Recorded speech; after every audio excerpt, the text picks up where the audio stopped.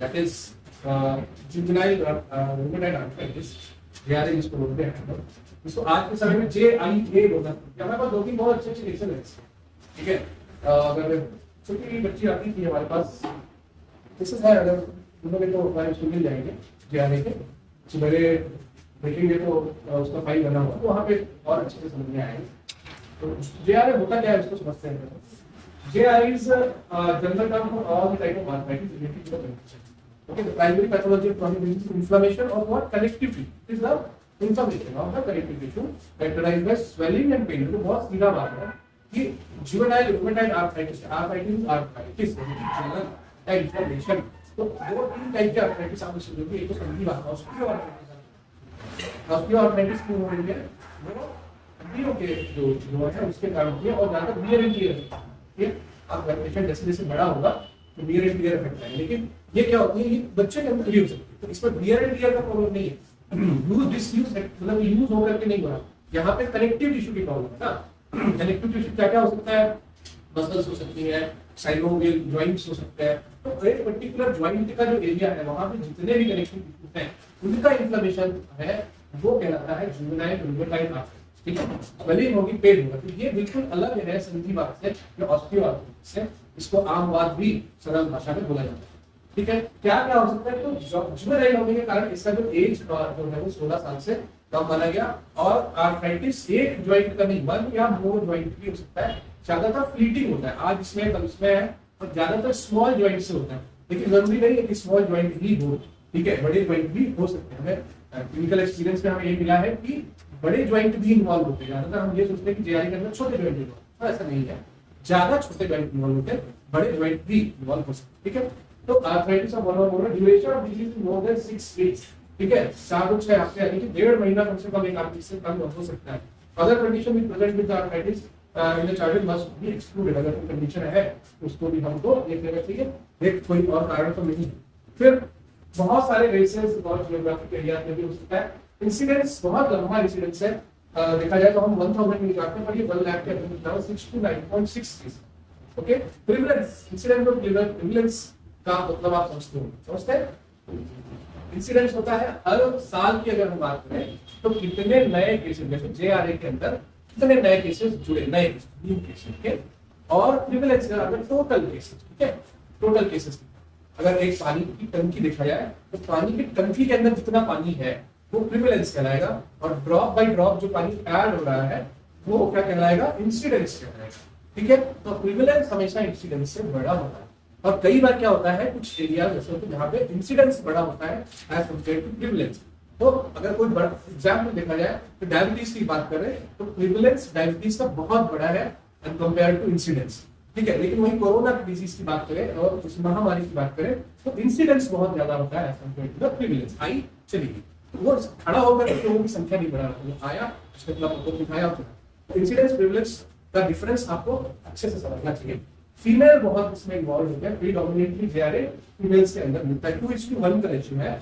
Clinical manifestation of JRA की अगर आपको जिस तरह से रेडनेस ऑफ जॉइंट मिल रही है, क्लासिकल मिलता है, ऐसा नहीं, बहुत सारे केसेस में क्लासिकल मिलता है, ठीक है। बच्चों की जॉइंट आपको स्वेलिंग मिलेगी जैसे आप उसका देख रहे हो, और कभी कभी फ्रंटल व्यू के अंदर कुछ रिंग्स या कुछ ऐसे इन्फ्लेमेटरी जो है वो उसके अंदर मिलते हैं। सिम्टम्स एंड टाइप्स की बात करोगे तो juvenile arthritis is characterized by major changes in the joints including inflammation, contracture, joint damage which affects mobility, strength and endurance, ठीक है। एंड्योरेंस मतलब ताकत, जॉइंट है ना, और जिसको स्ट्रेंथ, एंड्योरेंस मतलब सहने की शक्ति, ठीक है, स्ट्रेंथ मतलब ताकत एक्चुअली, और मोबिलिटी क्या है, चलने की क्षमता, तो वो उसके ऊपर इफेक्ट करता है। ज्यादातर जो है एक्सपीरियंस कर सकते हैं सिवियरिटी, कुछ बच्चों के अंदर सिवियरिटी आ सकती है, पर बहुत सारे बच्चों के अंदर डिसअपीयर हो जाता है, लेकिन कुछ बच्चों के अंदर ये चीजें रह जाती है, वो फिर ताउम्र उन्हें परेशान कर सकती है। Childrens are symptoms we should be encouraged to participate in the developmental activities, ठीक। साइकोलॉजिकल और सोशल इंपैक्ट भी इस डिजीज का हो सकता है, मल्टी डायमेंशनल हो सकता है, stiffness from distraction of act of concentration, regular medication आप दोगे, बार बार वो परेशान होगा दर्द से, तो वो अपनी चीजों से डिस्टर्ब हो सकता है या डिस्ट्रैक्ट हो सकता है, ठीक है। फिर उसके बाद सिस्टेमिक आर्थराइटिस अगर हो रहा है तो affected from the high spiking fever और कंट्रोलेटेड जॉइंट डिस्कम्फर्ट भी हो सकता है। आर्थराइटिक पेन है और ऑटो इम्यून है, मोस्टली ऑटो इम्यून होता है, तो उसकी वजह से ये जो है जॉइंट डिस्कम्फर्ट या ऐसा स्पाइकिंग फीवर भी मिल सकता है। फिर टाइप ऑफ जॉइंट इसके अंदर पॉली आर्टिकुलर आर्थराइटिस हो सकता है, जहां 5 या ज्यादा जॉइंट इन्वॉल्व होते हैं, तब हम उसको क्या बोलते हैं कि वो पॉली आर्टिकुलर आर्थराइटिस है। और knees, ankles, wrist, finger, elbow, shoulder के जॉइंट इन्वॉल्व होते हैं, तब जो है उसको हम पॉली आर्टिकुलर आर्थराइटिस बोलते हैं। कांस्टेंट पेन जो है उसके अंदर बना रहता है, ठीक है। फिर पॉली आर्टिकुलर आर्थराइटिस यानी कि आर्थराइटिस इन 4 और 5 जॉइंट्स, ज्यादा नहीं 4 कुछ और जॉइंट्स अगर होते हैं तो पॉसी, ठीक है। पॉसी वेस्लाई तो बोलते मल्टी वेस्लाई, इसका पार्ट होता है, सुना है लेप्रोसी के टाइम में पॉसी वेस्लाई और मल्टी वेस्लाई। तो जहां पॉसी यानी कि कम, मल्टी यानी कि ज्यादा, तो पॉसी वेस्लाई का नाम ही है कि आर्थराइटिस इन 4 और 5 जॉइंट्स, यहां बोला है 5 और मोर जॉइंट्स। 4 से कम जॉइंट है तो क्या हो जाएगा पॉसी आर्टिकुलर, है ना। और अगर 4 या 5 से ज्यादा है तो क्या हो गया पॉली आर्टिकुलर, ठीक है। अब कौन कौन से जॉइंट, नी, एंकल, एल्बो, रिस्ट, ये सब तो वहां पे क्या था बड़े जॉइंट्स, ठीक। तो हमने आपको शुरू में ही बताया कि JRA का टेस्ट है तो ज्यादातर क्या प्रेजेंट करता है, एक छोटे जॉइंट्स के अंदर ज्यादा प्रेजेंट करता है। हमें ये देखना पड़ेगा, और बहुत सारे जॉइंट्स हमको बड़े मिलते हैं, तो हमको ये भी देखना पड़ेगा कि टाइप ऑफ वो चीज क्या है JRA। पॉसी यानी कि छोटे जॉइंट्स, कम जॉइंट्स, पॉली यानी कि बड़े जॉइंट्स और ज्यादा जॉइंट्स, ठीक है। तो हमारा जो भी डायग्नोसिस बनेगा पॉली आर्टिकुलर JRA होगा या पॉसी आर्टिकुलर JRA। इडियोपैथिक भी होता है, बहुत सारी बार JRA का कारण नहीं पता होता है, इसीलिए आज की कंडीशन में हम JRA ना बोल करके JIA बोलते हैं। क्या बोलते हैं JIA बोलते हैं, ठीक है, यानी कि जुवेनाइल इडियोपैथिक आर्थराइटिस। तो इसके पीछे का कारण नहीं पता। बहुत सारे केसेस में होता है कि भाई स्ट्रेप्टोकोकल इन्फेक्शन हुआ था ड्यूरिंग द चाइल्डहुड, और फिर उसके बाद वो जाके जॉइंट्स के अंदर प्रॉब्लम क्रिएट कर देता है। तो ये हमने आपको बताया ASO टाइटर, याद है आपको ASO टाइटर की भी बात करी। तो यहाँ पर बहुत सारे केसेस में ये पता नहीं रहता है कि आखिर कारण क्या है। तो JIA के अंदर सिस्टेमिक पॉली आर्टिकुलर, इसके अंदर क्या है JIA में क्या क्या मिल सकता है, तो सिस्टेमिक होगा। तो जरूरी नहीं है कि ये RA पॉजिटिव हो यानी रूमेटॉइड फैक्टर पॉजिटिव हो या रूमेटॉइड फैक्टर नेगेटिव। मैंने आपको बताया था 50% ऑफ द केसेस के अंदर with this type of presentation of what inflammation and swelling in the joints, only 50% of the cases have RA factor positive. मतलब हम ज्यादातर क्या सोचते हैं कि अगर उसका ये वाला टेस्ट पॉजिटिव आ जाएगा तो उसमें ये होगा, हम यही सोचते हैं ना, ठीक है। हम क्या बोलते हैं टीबी किसको हम टीबी के लिए जांच भेजेंगे और उसके अंदर टीबी पॉजिटिव है। अब टीबी ही कम से कम 50 प्रकार की जांच है, टीबी गोल्ड है, टीबी वो आता है क्या बोलते हैं PCR आता है, सबसे छोटी जो है जांच होती है टूथ टेस्ट होता है। तो इतनी सारी होने के बावजूद भी अगर नेगेटिव आ रहा है, सिम्टम्स आ रहा है, तो भी टीबी पॉजिटिव। तो मेरा कहने का तात्पर्य यहाँ ये है कि एक पर्टिकुलर टेस्ट ये कभी नहीं करता है कि विद सिम्टम्स पेशेंट प्रेजेंट कर रहा है साइन सिम्टम्स और उसके अंदर वो टेस्ट नेगेटिव है, इसका मतलब ये नहीं है कि उसके अंदर वो डिजीज नहीं है, ठीक है। नेगेटिव होने के बाद यहाँ भी बात करें इससे रिलेटेड तो पॉली आर्टिकुलर इन्फ्लेमेशन भी हो सकती है, हो सकता है RA फैक्टर नेगेटिव, ठीक है। तो नेगेटिव होना या डिजीज के लिए उसका टेस्ट पॉजिटिव होना एक टेस्ट की सेंसिटिविटी और स्पेसिफिसिटी पे फर्क है। कोई भी टेस्ट जो होता है बेस्ट कहलाता है तब जब उसकी सेंसिटिविटी और स्पेसिफिसिटी वो दोनों सही है। अब समझो सेंसिटिविटी क्या हो, स्पेसिफिसिटी, जैसे फॉर एग्जांपल रूमेटॉइड जो RA फैक्टर है उसकी सेंसिटिविटी और स्पेसिफिसिटी की बात करें तो सेंसिटिविटी क्या हो गया कि वो टेस्ट कितना पॉजिटिव होने में सेंसिटिव। अगर 1000 लोगों का सैंपल लिया, उस सैंपल के अंदर उसने 1000 में से 80 लोगों को ये बताया कि पॉजिटिव है, तो हम ये मान के चलें कि 80% लोगों को उसने ये बता दिया कि जो है वो पॉजिटिव है। 100 की बात करते हैं, बड़ा भी लेते हैं, बड़ा सैंपल साइज 100 की बात करते हैं, 100 में से 80 लोगों को उसने बता दिया कि भाई इसमें, जबकि वो सारे लोग सिम्टम्स वही लेके आए हैं जो क्लासिकल सिम्टम्स हैं। अब उन क्लासिकल सिम्टम्स के अंदर अगर उस टेस्ट में 80 लोगों को बता दिया कि ये भाई पॉजिटिव है, ठीक है, और 20 लोगों को भी सिम्टम होने के बाद भी नेगेटिव बता दिया, ठीक है, तो यहाँ पे बात ध्यान देने वाली है कि फिर सिम्टम्स के बाद भी नेगेटिव होता है, तो वो 80% क्या होगा, वो उस टेस्ट की सेंसिटिविटी, वो टेस्ट कितना सेंसिटिव है, ओके। अब आता है तो उसने क्या बताया, 20 लोगों में क्या हुआ, फॉल्स नेगेटिव बताया ना, बताया कि नहीं बताया, फॉल्स नेगेटिव है लेकिन नेगेटिव आ रहा है। तो 80% टेस्ट जो है पॉजिटिव है, दैट मींस उसकी जो सेंसिटिविटी वो अच्छी है, ठीक है, ओके, ठीक है। लेकिन यहाँ क्या है 50% की है ना, क्या बोला 50% लोगों में पॉजिटिव आता है, तो उसकी सेंसिटिविटी कितनी है, सिर्फ 50%, यानी कि 2 में से 1 को ही बता पाएगा इसके अंदर JRA है।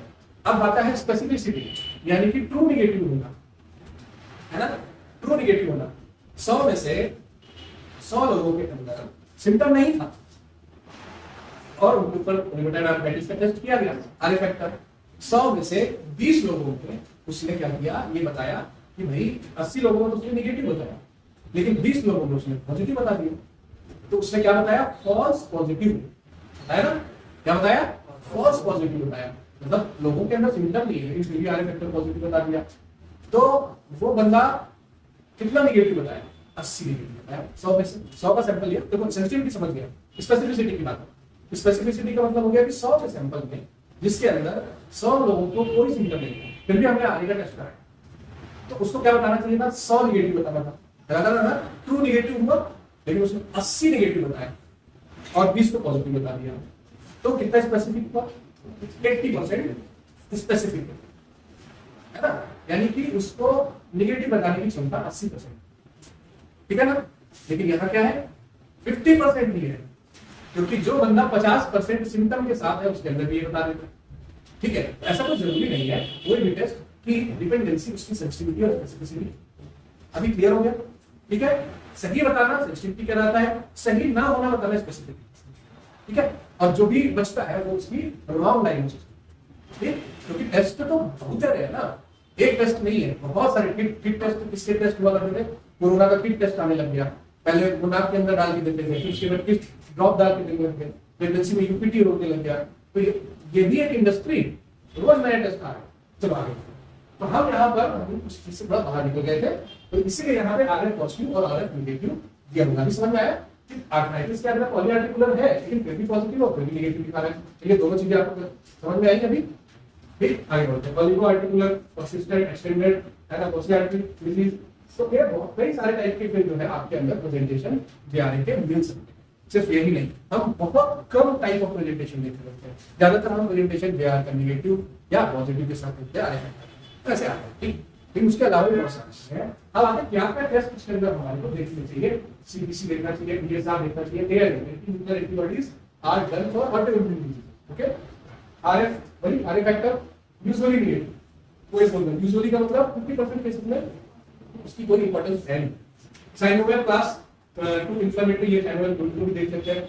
एक्सरे फाइंडिंग्स के अंदर क्या क्या आ सकता है अगर आप एक्सरे कराते हो तो, soft tissue swelling, pylori articular osteoporosis, growth disturbance में लॉस ऑफ जॉइंट स्पेस, ये जो है आपको उसमें देखने को मिल सकता है, ठीक है। फिर जेआरए के अंदर क्लिनिकली फीचर्स क्या क्या आ सकते हैं, सिस्टेमिक डिजीज के अंदर 10 to 20% पेशेंट जो होते हैं वो जेआरए के साथ प्रेजेंट करते हैं और उनके अंदर फीवर, रैश, लिम्फेडेनोपैथी, पैथोसिस और पेरिकार्डाइटिस और न्यूराइटिस भी हो सकता है। न्यूराइटिस का मतलब इन्फ्लेमेशन ऑफ न्यूरॉन, ठीक है। पेरिकार्डाइटिस आपको मैंने बताया था, जेआरए और जुवेनाइल हार्ट डिजीजेस जो है वो भी कहीं ना कहीं रिलेटेड है, कभी-कभी रिलेट हो जाती है, क्योंकि जिसको जेएचडी होती है उसको कभी-कभी जेआरए के चांसेस बढ़ जाते हैं बिकॉज़ ऑफ द स्ट्रिप्टोकोकल, ठीक। आर्थराइटिस जो है मिल सकती है, यूरियाइटिस भी कभी-कभी आपको मिल जाती है।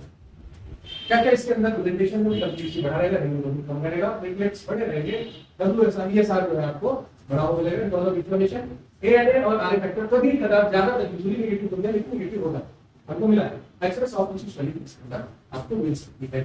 फिर जेआरए के अंदर extra orbicular manifestation, generalized local growth disturbances आपको मिलेंगे, डिलेड पुबर्टी मिल सकती है, पेरिकार्डाइटिस, मायोकार्डाइटिस और एयरली एंडोकार्डाइटिस प्लूरल फ्यूजन भी आपको मिल सकता है, न्यूमोनाइटिस, पल्मोनरी फाइब्रोसिस, हेपेटाइटिस और हेमेटूरिया आपको मिल सकता है, ठीक है। ये सारी चीजें वहां मिलेंगी। फिर तो इसके अंदर प्रोग्नोसिस क्या क्या हमको देखने को मिले, प्रोग्नोसिस समझते हैं, प्रोग्नोसिस मतलब आगे जाकर के क्या चीजें इसके अंदर होने वाली है। तो प्रोग्नोसिस कहते हैं बॉयज में भी affected in the older childhood और एडोलेसेंस, ठीक है। और उसमें भी रिकमेंडेड अर्ली मैनिफेस्टेशन ऑफ स्पॉन्डाइलोआर्थरोपैथी, जो आपके जितने भी जॉइंट के आर्थरोपैथीज है वो आपको देखने को मिल सकती है, ठीक है। और लेग लेंथ डिस्क्रिपेंसीज भी आपको मिलेंगी, क्योंकि यहाँ पे सारी प्रॉब्लम क्या हो रही है, बोन रिलेटेड है, तो बोन रिलेटेड आगे होने वाली जो समस्या है वो भी आपको मिल सकती है, ठीक है। लॉन्ग टर्म ग्रोथ एब्नॉर्मलिटीज आपके अंदर मिल सकती है, ठीक है। आई इन्वॉल्वमेंट हो सकता है, एक्टिव आर्थराइटिस एडल्टहुड के अंदर आपको मिल सकती है, रेडियोग्राफिक जॉइंट डैमेज आपको मिल सकता है, ठीक है। ये सारा जो है प्रोसेस के अंदर पॉलीआर्टिकुलर जेआरए और सिस्टेमिक जेआरए भी, पॉलीआर्टिकुलर सिस्टेमिक जेआरए में सिस्टम्स इन्वॉल्व हो जाते हैं। पॉलीआर्टिकुलर क्या था, पहले क्या था पॉलीआर्टिकुलर, फिर पॉलीआर्टिकुलर, उसके बाद सिस्टेमिक। सिस्टेमिक क्या हो गया, बहुत सारे जो है जॉइंट्स और सिस्टम भी इन्वॉल्व है, ठीक है। जैसे न्यूराइटिस आपने पढ़ा, न्यूराइटिस आपने पढ़ा, ठीक है।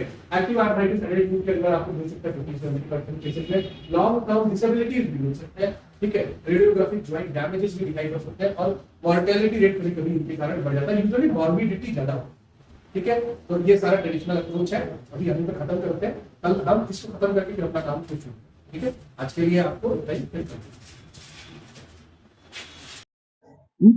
ठीक है, जेआरए हम लोग पढ़ रहे थे, कल प्रोग्नोसिस तक पहुंच गए थे। प्रोग्नोसिस के अंदर क्या क्या जेआरए को समझ में आ गया, 2-3 टाइप का इसके अंदर होता है, पॉलीआर्टिकुलर होता है, पॉसिआर्टिकुलर होता है, 4 से कम हो गए तो पॉलीआर्टिकुलर, और उससे ज्यादा हो गए तो पॉलीआर्टिकुलर। पॉसी 4 से कम और पॉली 5 से ज्यादा। ठीक है, छोटे और बड़े ज्वाइंट भी इन्वॉल्व हो सकते हैं। शुरुआत छोटे ज्वाइंट से होती है, धीरे धीरे बड़े ज्वाइंट इन्वॉल्व होने लगते हैं। हम प्रोग्नोसिस की बात कर रहे थे, तो उसमें जो है बॉयज के अंदर जो है धीरे धीरे जो एडोलेसेंस में जाने तक स्पॉन्डाइलो आर्थ्रोपैथी होने लगती है, स्पॉन्डिलोसिस और आर्थ्रोपैथी जो related to joints and bones, ये हो सकती है। फिर लेग लेंथ की डिस्क्रिपेंसीज हो सकती है। लेग लेंथ क्योंकि स्टार्ट हो रहा होता है, हमारे बच्चे को एपिफाइसिस की ग्रोथ स्टार्ट हो रही होती है वो होने के लिए, तो वहां पे कहीं ना कहीं इसके अंदर भी समस्याएं आ सकती हैं। ठीक है, फिर उसकी ग्रोथ एबनॉर्मेलिटीज आने लगती है। फिर आई डेवलपमेंट और एक्टिव अर्थराइटिस जो है कुछ लोगों में, 40% लोगों में बची रह जाती है। बच्चों में तो रहता ही है, बाद में बड़ों में भी कुछ 10 में से 4 लोगों में जिनके अंदर सिम्टम्स रहते हैं उनके अंदर हो जाता है। और रेडियोग्राफिक ज्वाइंट डैमेज आपको दिखेगा, आगे भी हम देखेंगे कैसे रेडियोग्राफिक ज्वाइंट डैमेज उसके अंदर दिखाई पड़ता है। फिर उसके बाद प्रोग्नोसिस बताया था और आगे कि पॉलीआर्टिकुलर जेआरए और सिस्टेमिक जेआरए के अंदर कैसा कैसा रहता है।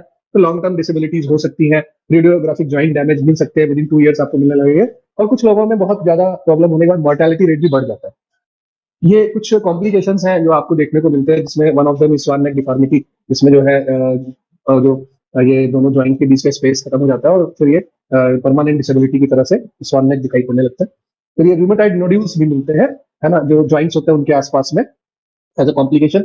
जेड डिफॉर्मिटी होती है, आप वहां पर देखेंगे जो उसका थंब है वहां पर आपको मिलेगा और 90 डिग्री एंगल पे डिफॉर्मिटी होती है, और विद साइमल्टेनियस थंब इंस्टेबिलिटी और पिंच इज ग्रेटली इंपेयर्ड। ये सारी चीजें आपको दिखाई पड़ने लगेंगी। फिर एक हैलक्स वेलगस और हैमर टो भी आपको मिल जाएगा, जो टो का जो डायरेक्शन है आप देखोगे तो वो चेंज हो जाता है। ठीक है, ये सब कॉम्प्लिकेशंस हैं जो रेगुलर इन्फ्लेमेशन और स्वेलिंग के कारण आते हैं। एक डायग्नोसिस बहुत इंपॉर्टेंट होती है कि भाई आप डायग्नोसिस कैसे बनाओगे जेआरए। तो जेआरए बड़ा इंपॉर्टेंट टॉपिक है। अगर उसको पहले घंटे में जो है मॉर्निंग स्टिफनेस मिल रही है, आर्थराइटिस 3 से ज्यादा ज्वाइंट्स की मिल रही है, और आर्थराइटिस ऑफ हैंड फुट उसको मिल रहा है, सिमेट्रिक आर्थराइटिस मिल रही है, एक जैसी, दोनों जगह एक जैसी मिल रही है, रूमेटाइड नोड्यूल मिल रहा है, पॉजिटिव रूमेटाइड फैक्टर मिल रहा है, आरए फैक्टर, फिर रेडियोग्राफिक इरोजन्स या पेरी आर्टिकुलर ऑस्टियोपीनिया यानी बोन की डेंसिटी कम हो जाना, पीनिया का मतलब हो गया। और क्राइटेरिया में अगर इनमें से 1 से 4 तक प्रेजेंट हो रहे हैं और 6 वीक्स तक ज्यादा है तो ये आपको मिलेंगे। और यही जो है इसमें भी जो है प्रेजेंट होना चाहिए, मतलब 1 to 4 जो है वो प्रेजेंट होना चाहिए मोर देन 6 वीक्स तक। तो ये सारी चीजें हमको किधर लेके जाती है, ज्वाइंट के जो है आर्थोपैथी के अंदर उसको ले जाती है, या फिर जेआरए की डायग्नोसिस में हेल्प करते हैं जो मेन सिम्टम्स है। तो अगर आप ये देखेंगे 3 प्रकार के ज्वाइंट्स आपको दिख रहे हैं, तो आप देखते जाएंगे वो ज्वाइंट में जो नीचे का जो टिबिया है वो धीरे धीरे घिसने लग गया है। ठीक है, ह्यूमरस है मेरे ख्याल से। तो आप देखोगे ज्वाइंट जो है वो नीचे से डैमेज होने लग गया है, दिखता है ना, रेडियोलॉजिकल फाइंडिंग्स में आपको दिख रहा है। फिर क्या अप्रोच होती है, चाहे मॉडर्न का अप्रोच हो चाहे जो है आयुर्वेद अप्रोच हो, ये भी हम समझेंगे क्या अप्रोच है। तो ज्यादातर जो है शुरुआत एनसेड्स जो होते हैं, non inflammatory non steroidal anti inflammatory drugs होते हैं, वहां से शुरुआत होती है। फिर इंट्रा आर्टिकुलर या ओरल कार्टिकोस्टेरॉइड्स भी इसके अंदर ऐड किए जाते हैं। कुछ disease modifying anti rheumatic drug होती है, वो भी उसके अंदर दिए जाते हैं जैसे जैसे बढ़ता जाता है। फिर अब उसके बाद जो ऑटो इम्यूनिटी है उसको कम करने के लिए साइटोटॉक्सिक ड्रग, यानी जो हमारे इन्फ्लेमेशन हो रही है उसके खिलाफ दबाने के लिए साइटोटॉक्सिक ड्रग भी दिए जाते हैं उसके अंदर। फिर आप देखेंगे क्या क्या जो उसके अंदर आता है वो भी आप देखिए। तो ट्रीटमेंट ऑफ जेआरए के अंदर एनसेड, मैंने बताया एनसेड के अंदर non steroidal anti inflammatory drug के अंदर एस्पिरिन है, आइबुप्रोफेन है, नेप्रोक्सेन है, ये सारे चीजों का यूज किया जाता है। इसके अलावा एनसेड के अलावा कॉक्स 2 इनहिबिटर भी होते हैं, वो मेलेकॉक्सिब राफेकॉक्सिब करके भी ड्रग्स आते हैं जिनके सॉल्ट होते हैं। जब एनसेड्स का यूज नहीं होता है या फायदा नहीं हो रहा होता है तो हम उनको यूज कर रहे होते हैं। फिर जेआरए के अंदर जैसे बताया कि कॉर्टिकोस्टेरॉइड्स का भी प्रयोग किया जाता है। स्टेरॉइड्स का प्रयोग इसलिए करते हैं जिससे डिजीज दब जाए। ठीक है, पहले तो सिम्टम्स से रिलीफ दिलाया, पेन सिम्टम है तो एंटी इन्फ्लेमेटरी ड्रग्स चलाई, ठीक है, पेन किलर्स चलाए, पेन किलर्स भी आराम नहीं दे रहे या फिर उनसे चीजें आराम नहीं दे रही तो क्या दिया, स्टेरॉइड्स दिए। तो सबसे ज्यादा यूज होने वाला स्टेरॉइड प्रेडनिसोलोन है या मिथाइल प्रेडनिसोलोन है। ठीक है, ये सारी दोनों चीजें दी जाती है, मिथाइल प्रेडनिसोलोन और प्रेडनिसोलोन जैसे ड्रग्स यूज किए जाते हैं जब ज्यादातर सिस्टेमिक प्रेजेंटेशन होने लगते हैं। तो प्रेडनिसोलोन की डोज है 0.1 to 0.2 mg kg के हिसाब से दिया जाता है। और कई सारे एडवर्स इफेक्ट्स भी देखो इस हर ड्रग के जो है, क्योंकि एंटी इन्फ्लेमेटरी बहुत लंबे समय लेने पर बहुत सीवियर जो है उसके एडवर्स इफेक्ट भी, जैसे हाइपरटेंशन है, एट्रोजेनिक कुशिंग सिंड्रोम है। कुशिंग सिंड्रोम तब देते होता है जब बहुत ज्यादा स्टेरॉइडल थेरेपी चलती है, मून फेसेडनेस, ये सब आता है। फिर कुछ कुछ मैंने बताया कि ड्रग्स, एंटी साइटोटॉक्सिक ड्रग की बात हुई थी। अगर आप पिरामिड याद करिए तो उसमें सबसे टॉप पे साइटोटॉक्सिक ड्रग की यूज होने की बात करी थी। तो एक ड्रग मीथोट्रेक्सेट है जो साइटोटॉक्सिक होती है। कई बार जो है ये यूज होती है कैंसर के केसेस में भी, जहाँ पे कैंसर सेल्स को भी खत्म करना होता है, तो ये बहुत सारा यूज होता है। ठीक है, फिर उसके बाद सल्फासेलेजिन जैसे भी ड्रग यूज किए होते हैं, जहां पर मिथोट्रेक्सेट और ये सब चीजें नहीं यूज होती, वहां पे सल्फासेलेजिन यूज होते हैं। अब एक बहुत इंपॉर्टेंट पॉइंट आता है कि हम आयुर्वेद में क्या समझते हैं और उसको क्या करते हैं। अभी तक हमने पढ़ा रूमेटाइड आर्थराइटिस, जिसमें यहां तक आपके दिमाग में बहुत चीजें स्पष्ट क्लियर कर दी होगी। ठीक है, अब आता है कि व्हाट इज रूमेटाइड आर्थराइटिस इन आयुर्वेद, या फिर हमको तरीके से पढ़ना चाहिए था आम बात के बाद रूमेटाइड आर्थराइटिस। लेकिन हम लोग चूंकि प्रेजेंटेशन जब भी आपके पास आएगी तो वो रूमेटाइड आर्थराइटिस लेकर के आएगी, आपको आयुर्वेद के अंदर ढाल लेना है कि भैया what is this in Ayurveda, then you have to apply the treatment. So it is very necessary to know what patient presents with, है ना। तो हम इसीलिए रूमेटाइड आर्थराइटिस पहले पढ़े। अब पढ़ेंगे हम आम बात, बहुत इंपॉर्टेंट है। तो निदान और संप्राप्ति के लिए क्या बताया गया? विरुद्ध आहार चेष्टा, मंद अग्नि, स्निग्ध, भुक्तवत अन्य और व्यायाम जो ना करें। ठीक है, इसके अलावा होता क्या है कि वायु जो है प्रेरित होकर श्लेष्मा स्थान में चली जाती है और वहां पर धमनी के अंदर जाके, धमनी से जाकर के संधियों तक पहुंच जाती है। इटियोलॉजी वही बात है, वात पित्त कफ तीनों ही दोष इसके अंदर इन्वॉल्व होते हैं और श्रोतस जो है उसके अंदर अभिषंद होने लगता है और बहुत ज्यादा पिछलता होने लगती है, जिसके कारण जो है वो प्रेजेंट करता है एज ए दुर्बल्य, दौर्बल्य, गौरव, है ना, भारीपन और हृदय साध इत्यादि। फिर व्याधि नाम जो है ये किस कारण से हो रहा है? तो इसी नाम से इस व्याधि को आम संज्ञा दी गई और जो को बहुत दारुण व्याधि बोली गई। और चूंकि इसके अंदर मेन इन्वॉल्वमेंट वात का रहता है, इसलिए आम वात, जहां आम और वात का शब्द हो उसको आम वात कहा जाता है। तो एक बार फिर से आप देखेंगे तो यूज क्या हुआ? विरुद्ध आहार, स्निग्ध आहार और गुरु आहार का हुआ। विहार भी उसने सही नहीं किया, सोता था दिन में और बहुत चलता फिरता नहीं था। ठीक है, उसके बाद क्या हो गया? मानसिक चिकित्सा, मानसिक बहुत वो रहा, टेंशन में रहा। ठीक है, चिंता, शोक, भय, क्रोध सब मिला के अग्नि मान्यता होने के बाद तरीके से पाचन नहीं हुआ, आमविष बना, आमविष से वात से मिलकर साम वात हो गया, श्लेष्मा स्थान पे गया, धमनी दुष्टि हो गई, त्रिदोष की, और व्यक्तावस्था हो गई। व्यक्तावस्था होने के बाद दौर्बल्य, संधि शोथ, शूल और संधि शब्दता आने लग गई। ठीक है, स्तब्धता और शब्दता आने। तो यहाँ से देखोगे तो जो संप्राप्ति भाई रहती, संचय, प्रकोप, प्रसर, वो उसी प्रकार से बताएगी। संचय पहले निदान में, फिर प्रकोप और फिर प्रसर। ठीक इस तरह से प्रेजेंटेशन होती है। साइन क्या क्या होता है? तो डिफेक्टिव मेटाबॉलिज्म के अंदर जो बात के कारण सिम्टम्स होते हैं वो ये ऊपर दिए गए हैं। संधि में प्रवेश होने के बाद वहां स्तब्धता और होने लगती है और उसी को आम वात कहा जाता है। ठीक है, क्या क्या चीजें लक्षित होती हैं? तो लक्षणों में देखा जाए तो बॉडी एक है, poor appetite, thirsty feeling, lethargic और heaviness of the body, feverish रहेगा और नॉन इन्फ्लेमेटरी या सुपरेटिव ये नेचर में रहेगा। अंग मर्द, अरुचि, तृष्णा, हल्लास, गौरव, जरा, अपाका, शून्यतम अंगानाम, आम वात से लक्षण। तो आम वात बहुत ज्यादा प्रेजेंट होने वाली समस्या है आयुर्वेद के अंदर, तो इसलिए हमें जानना बहुत जरूरी है। अब इसके अंदर अति प्रारब्ध लक्षण अगर धीरे धीरे बहुत बढ़ जाती है डिजीज, तो क्या हो? जैसे मैंने बताया कॉम्प्लिकेशंस भी उसके अंदर बहुत होते हैं। तो सा कष्ट सर्वरोगणम यदा प्रकृतितो भवे हस्त पाद शिरो गुल्फ त्रिक जानु संधिषु। तो ये इन संधियों के अंदर जाके बैठ जाता है और धीरे धीरे जो है कष्टप्रद रोग को उत्पन्न करता है। फिर उसके बाद होता क्या है? वहां पर जाके सरुजम शोथम, रुजा होगी, शोथ होगा, इन्फ्लेमेशन होगा और ये वृश्चिक इव विद्ध बोला जाता है। जैसे बिच्छू ने काट लिया हो वैसा दर्द होता है। तो देखो ये भी बहुत, आपने जैसे रूमेटाइड आर्थराइटिस ऊपर पढ़ी तो बहुत सारी प्रेजेंटेबल सिम्टम्स उसको आपको यहाँ मिलेंगे। तो one of the important presentable symptom है वृश्चिक इव, जो वहां पर शूल होगा। तो कई बार क्वेश्चंस के अंदर ये पूछा जाता है, तो आप बिल्कुल तैयार रहिए इन सब चीजों के लिए। ठीक है, फिर लाइन ऑफ मैनेजमेंट में हमें क्या करना चाहिए, ये बहुत इंपॉर्टेंट है। हमको अपतर्पण करना चाहिए, लंघन करना चाहिए, उपवास करना चाहिए, लंघन, पाचन, दीपन पाचन की मेडिसिन, त्रिफला, त्रिकटु इत्यादि हमको देना है। फिर दोष और सेचन, दोष और सेचन का मतलब कि दोष को बाहर निकालने के लिए चिकित्सा करनी चाहिए, विरेचन और वस्त्र। स्वेदन किस प्रकार का करना चाहिए? रुक्ष स्वेद करना चाहिए, स्निग्ध स्वेद या उपनाह स्वेद करना चाहिए, अलग अलग समय के अनुसार। ठीक है, जहां इन्फ्लेमेशन है वहां पर आपको स्निग्ध और उपनाह नहीं करना है। ठीक है, लेकिन जहां पर इन्फ्लेमेशन है रुक्ष स्वेद का उपयोग आएगा। फिर रसायन चिकित्सा आपको करनी है और पथ्य आहार विहार का प्रयोग करना है। आगे पढ़ेंगे तो सामान्य चिकित्सा के अंदर भैंसे जो बोलते हैं कि लंघनम स्वेदनम तिक्तम दीपनानी कटुंच। ठीक है, क्या क्या करना है? लंघन कराइए, स्वेदन कराइए और तिक्त से दीपन कर, और दीपन कटु जो है कराइए, कटु तिक्त द्रव्यों से। फिर विरेचन कराना है स्नेह पान देकर के। वस्ती और भी देनी है आपको, तो वस्ती देने के लिए उन्होंने खास ऑयल की बात करी जिसको हम सैंधवादी अनुवासन वस्ती के रूप में यूज करते हैं। ठीक है, या फिर दूसरी वस्ती क्षार वस्ती उन्होंने बताई है। ठीक है, फिर योग रत्नाकर इसमें और करते हैं कि रुक्ष स्वेदो। ठीक है, रुक्ष हम लोग देखा होगा, अभी आप जाते हो तो हम बालू का स्वेद कराते हैं, कुछ बच्चों में देखा है आप लोगों ने। ठीक है, तो बालू का स्वेद इन्होंने लिखा है योग रत्नाकर, रुक्ष स्वेदो विधास्तव्यो बालिका कोटलस्पथा। ठीक है, उपनाह कर्तव्यो तो अति स्नेह विवर्जिता, मतलब उपनाह का प्रयोग करिए स्नेह को हटा के, मतलब हमें यहाँ पे स्नेह नहीं देना है। ठीक, तो बालू का स्वेद तो हम कर ही रहे हैं, उपनाह को भी धीरे से यूज करना शुरू करेंगे। ठीक है, इसके अलावा वस्ती की इन्होंने कही बात, तो सैंधववादी, बृहद सैंधववादी, दो प्रकार के तेलों की इन्होंने बात करी, उनसे वस्ती देने की बात करी है। ठीक है, अलग अलग तेल और उनके विवरण दिए हुए हैं। तो एज पर द डोज जो होनी चाहिए उसके बाद लेना चाहिए। अब चूंकि आम के कारण होने वाली डिजीज है, तो बहुत सारा इसके अंदर पथ्य और अपथ्य आ जाता है। पेशेंट को क्या खाना है क्या नहीं खाना है वो भी हमको बताना पड़ेगा। तो अपथ्य इन्होंने बता दिया भाई क्या नहीं देना है। ठीक है, दधी मस्त गुड़ क्षीर दुष्ट नीर पोदिका वृद्ध अशनम पूर्व वायु वेग से रोधन, ये जितने चीजें हैं सब वायु के वेग का रोध करते हैं, तो इनको आपको नहीं देना है। और विहार की बात करोगे तो निशा जागरण शीतो तो ऐसे परिवेशनम ना हितम अनिले सामे व्यवाय अति उपशुते। तो कर्ड फिश जागरी मिल्क विरुद्ध आहार, पूर्वी वायु का सेवन और वेग धारण रात्रि जागरण और ठंडे पानी से स्नान और अति व्यवाय, ये सब हमको उसको बताना है कि भैया ये सब करोगे तो फिर सहते रहोगे। ठीक है, बहुत सारी अच्छी अच्छी मेडिसिन वैसे नाजी ने इसमें बताई है। तो ये पूरा मैंने यहाँ पे लगा दिया है, आप देख भी सकते हो लेप के अंदर जो हिमसादी लेप और शतपुष्पादि लेप। अब ये सब अवेलेबिलिटी पे डिपेंड करता है कि अवेलेबल हो पाती की चीजें नहीं हो पाती हैं। ठीक है, तो ये क्वाच के अंदर रासना, सप्तक रासना, पंचक, ये सारे महारासनादि कार्ड, ये सब तो हम लोग रेगुलर वे में लिखते ही है।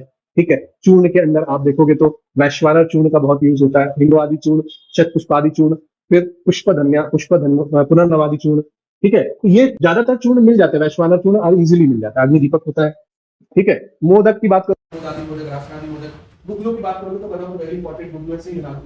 ठीक है, फिर माताली गुगलू, योगराज गुगलू, ये सारी शिवा गुगलू का प्रयोग अच्छा होता है, लेकिन ज्यादातर तो सबसे ज्यादा यूज होता है सीखना। फिर घी तेल की बात करोगे तो है ना, सारणी तेल, ठीक है, दिव्य पंचमूलादि तेल, महाविद्या भैरव तेल, बृहद सैंधवादी तेल और महासैंधवादी तेल। लेकिन ये कब यूज करने हैं, जब इंफ्लेमेशन नहीं हो रही है, आम अवस्था में यूज नहीं करना। रस योग बहुत इंपॉर्टेंट बनानी, क्योंकि हमको रेगुलर रसों का यूज करना होता है, जैसे कि आम बातारी रस है, ठीक है, आम बागेश्वर रस है, तो हम ज्यादा इसके अंदर आम बातारी रस का यूज करते हैं।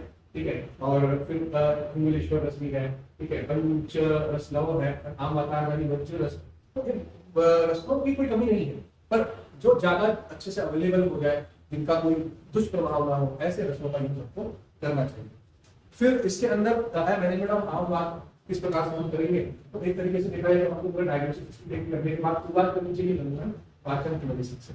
ठीक है, उसके अंदर जो है हम प्रोटीन और हनी एंटीबॉडी का प्रयोग करें। ठीक है, फिर डोसा सिंचन ग्लेचन वाइटमिन आयरन तेल का प्रयोग हम कर सकते हैं। फिर स्वेदन के लिए बालू का सेवन, आपको ये आपको 1 बाय 1 कैसे यूज करना है ये बताया। फिर रासायनिक चिकित्सा में बात कर चिकित्सा को करने चाहिए और सिम्टोमेटिक ट्रीटमेंट करना चाहिए, और हर से जरूर करें, क्योंकि वो बहुत ही इंपॉर्टेंट है।